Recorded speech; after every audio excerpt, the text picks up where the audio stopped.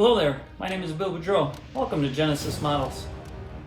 Yes, a new face, a new voice, but I do hope you enjoy this kit review. Today we're going to be taking a look at the 72nd scale Italeri C-130J. Now, I have some mixed feelings about this kit for various reasons. It's not a new kit. In fact, this box right here is a relatively recent reboxing of their 2006 release. So we'll have to see what kind of improvements that they made inside when we get into the box. Now, Italeri, they're known for making some really bad kits, but they're also known for making some really good kits too. So, I would tend to think that, with their long history of making C-130 kits, which I think dates back to the mid-'80s, that you would think that they would have this down by now. So, hopefully this will fall into a good kit category. And besides, who doesn't love a Herc anyway, right? Okay, so let's get to it. Kind of taking a look at the box here. We got a good bit of box art going on here with Maryland Air National Guard configuration, flying over the Statue of Liberty with Manhattan in the background. Just kind of taking a look at the side panel here. It's kind of the same box art. Here we go. We have the decals, the decal sheets. We'll have to take a look at what kind of decals that we have here, and then a little bit of history about the Herc in various languages. Here's another view of the box art. And then over here we have the color callouts. So it actually looks like there are three different configurations or three different markings that you can use with this kit. So obviously the Maryland Air National Guard that you got on the cover, but it looks like they also have the Royal Air Force from Lynham, the 2001 configuration, and also the 2004 configuration of the Italian Air Force in Pisa. All right, so how about we just go ahead and get into the kit. All right, let's go ahead and open up the box here, see what we have. All right, right away we got the decal sheet, instruction booklet, then the plastic. Let's just take a quick look at the decal sheet right now. First thing I'm noticing here is that these are really thin decals, very clearly printed too. These are cartograph decals, so really with this decal sheet we shouldn't have any problems getting these to sit well on the aircraft. Nice compartmentalized organization too. USAF right here, Royal Air Force right here, Italian Air Force right here, and then all the common markings. So no problem there with the decals. Taking a look at the instruction booklet. Typical Italeri fashion, just one sheet, plain paper, nothing too special. Looking at the first page here, we got the sprue callouts. We also have some paint markings, some recommended paints going on here. This looks to be, okay, so 20 grams of nose weight. So this is most likely a tail sitter aircraft. We'll verify that in the instructions that's going in the nose. Right away at the flight deck assembly, underside first, where the nose wheel and the wheel well is there. Then the top side of it, where you got the seats and instrumentation, the control yokes, navigator's station as well. Moving on to the fuselage half here, looks like we got to cut off a tail piece. That's probably the reason for the rebox, is having to have a corrected part for either the tail shape or the tail size rather. We got the main wheel well going in here, so a decision point as to whether or not you want the struts mounted or should those be painted separately. Clear parts going into the windows, so maybe a chance there to keep those clear parts out and maybe use some PVA glue instead of the plastic. Then you don't have to fight masking those off when you're priming, painting, and weathering the aircraft. Some other bits too going on as well for the fuselage half. All right, here's the second fuselage half. Same deal all the way around, so nothing really to focus on there. Like most C-130s, you have a decision point as whether or not you want those ramp doors open or closed. I would think that probably depends on the detail that you have going on right there. Cargo compartment floor going into the half, and then the flight deck assembly going in that half, and then everything gets sandwiched together. Some external bits going on here, sponsoon, the paratrooper door. This ladder right here is not the boarding ladder into the aircraft. It's actually the one that goes from the cargo compartment up to the flight deck. Here's the tail, corrected tail that's actually going onto the fuselage, and then the main landing gear and nose landing gear section, assemblies, wheels, doors, a couple external bits here for the air conditioning systems. Then we get on to the props, so a couple different painting configurations for the props, and then the prop assembly going on to the engine nacelles. Moving on to this fuselage, we've got the wing assemblies going on to the fuselage, the horizontal stabilizers as well, and then the engine assemblies going on to the wings. You got an option here for an open boarding door or a closed one, and then the windscreen's going on, so maybe check that fit. If you have some nasty seams there, get it on there, do filling, and then paint the whole aircraft with that windscreen on. Otherwise, maybe you might have a chance of keeping it off and then installing it at the end. Alright, moving on over here, we've got some external bits going on with the aircraft. We've got the refueling boom going here. More external bits going on the undersides of the engines. We've got the external fuel tanks already mounted on a pylon, and then more external bits as well. Alright, let's take a look at the backside. Okay, we have all the markings here for each of the configurations, the Air National Guard, Italian Air Force, and the Royal Air Force. Also, too, a little bit of a painting guide for the engine exhaust, so obviously something that you can and certainly want to weather there as that gets pretty grimy. Alright, so pretty simple on the instructions. Let's go ahead and jump into the plastic. The first thing that I noticed, too, with the plastic is, you know, it's all in one bag, so that's a little bit concerning on, you know, are some of these parts damaged? We've got the clear parts going on right here. Let's take a quick look at those. Alright, looking at these clear parts, alright, I see some smudges going on, nothing too concerning, maybe something we can polish out. A little bit foggy on some of these. Yeah, kind of below average, I suppose, on clear parts, not very clear, but at least they're not very large, and we can go from there. Alright, taking a look at some of these sprues here. Alright, we got a fuselage half coming out. Let's take a look on the inside here. A little bit of detail going on here with the flight deck. Not too much, but really there's not going to be a lot of visibility in there. Really no detail back here in the cargo compartment area. For the ramp door area, a little bit of detail going on. Some ribbing here for the structure. But really anything aft of this, it's not incredibly detailed. And if you have those ramp doors open, you're even going to see this unsightly mix right here where the wings go onto the fuselage. I see an ejector pin mark here, so should you have those ramp doors open, you got to do some fill-in there, and we even have some numericals that are raised here, so I have to sand those down. Looking externally, we do have raised panel detail, raised panel lines all over the place, so you know what, if this is something that you're set on having recessed panel lines, that's looking like it's got to be a lot of labor to get to that point. It is really good panel line detail though.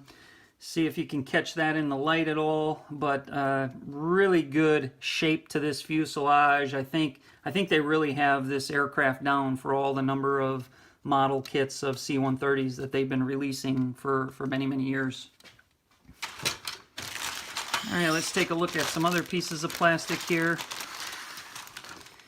Alright, some small bits going on here for the exterior of the aircraft. Here are those pieces for the tail section, some paratrooper doors. Looking at this sponsoon too, external panel line detail.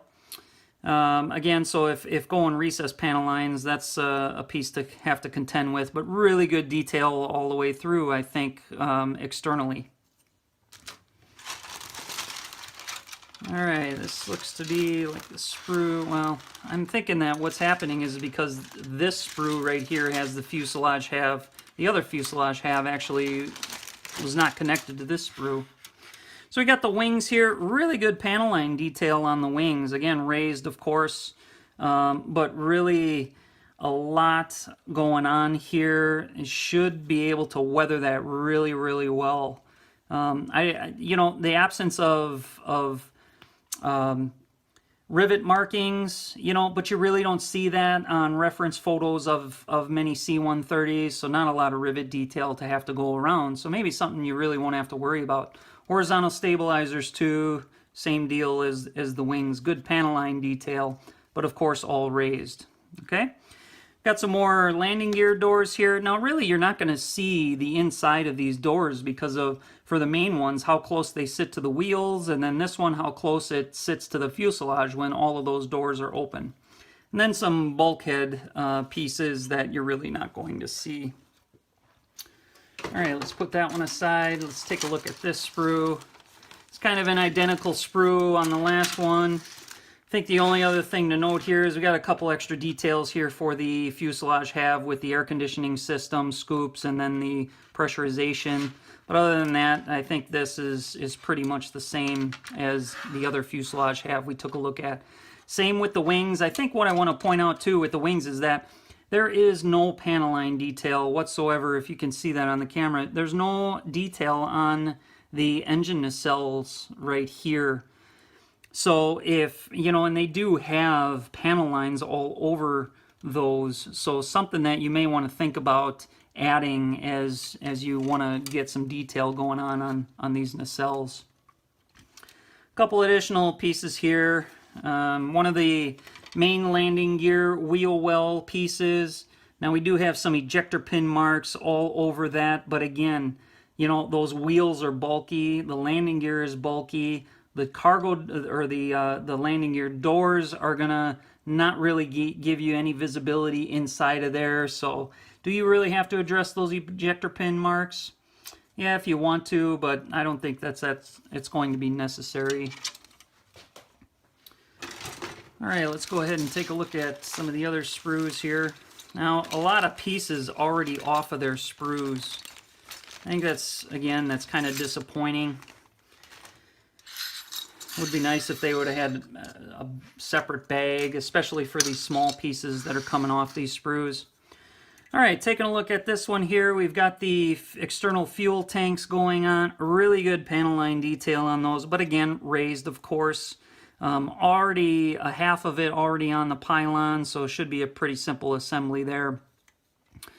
Looking at all of the other bits here, nothing to be focused too much on for detail. I think we've got the instrument panel right here, and it's looking like analog gauges, and I know the J models have gone through some significant upgrades, so there should be some glass cockpit detail going on here, so perhaps something to explore, a piece of photo etch or something, although you're really not going to see it with that limited visibility going right there into the cockpit. Cargo flooring going on here, really good detail there. Okay, so for the wheels, good detail on this nose wheel. We have the hub, we have the bolts, of course. Good shape to the wheels. I think the only thing that's concerning are these main wheels right here, is that I don't think that they're very accurate to scale. I think if you take a look at some reference photos, you'll see that these wheels have a deeper face to them, not so much right near the hubcap and right near the edge of the wheel half. So a little inaccurate shape there, but again, those main landing gear doors are pretty much going to cover 3/4 of these wheels as well. Now, for the rubber themselves, they don't really have any treads going on there, and I would think that maybe with wheels of this size, you know, probably could have put some treads on there. Landing gear pieces, really, I would say an inaccurate shape and not a lot of detail going on here. Kind of disappointing with those landing gear as well. I know these torque struts that go in between the two main struts, not really an accurate shape at all, so a little bit disappointing there. Of course, a lot of other bits going on here, ladders and some seat halves or some seat sides as well. Let's take a look at these engine pieces here. So looking right away at the engine nacelles, really good panel line detail there. And I remember looking at the wing, we didn't have that on the back side or the aft side of these engine nacelles, but we do have some really good detail going on here with these front halves, oil cooler ports and whatnot. So good stuff there. I think these props, I love the Dowty prop system, 6-blade prop system.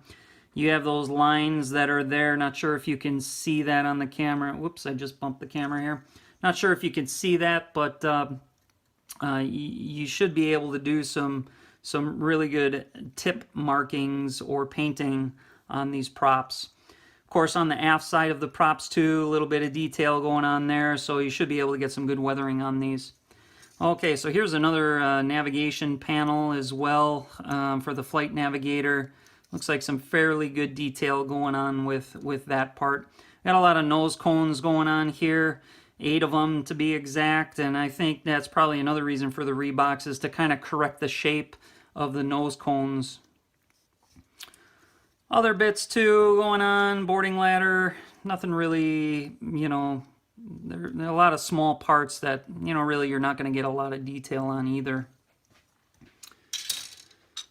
Okay, not really going to take a look at these parts. Okay, here we have the flight deck floor. Here's the throttle quadrant. A little bit of detail going on. An ejector pin mark right there on the surface. So something to clean up, as you might actually have some visibility down by these 2 seats. All right, I think maybe one last piece here. We've got some the nose landing gear rather. A little bit of an inaccurate shape with these struts right here. Not a lot of detail going on, but again, I mean, this is a very low sitting aircraft, so I really don't think that you're going to see much of this landing gear, especially with those bulky nose wheels that are going on. All right, one other thing too that I didn't mention just yet is when I was just looking at the fuselage half, we do have a little bit of flash going on here. So I'll kind of talk about that here in a sec as I wind this kit review down and just kind of give some final thoughts.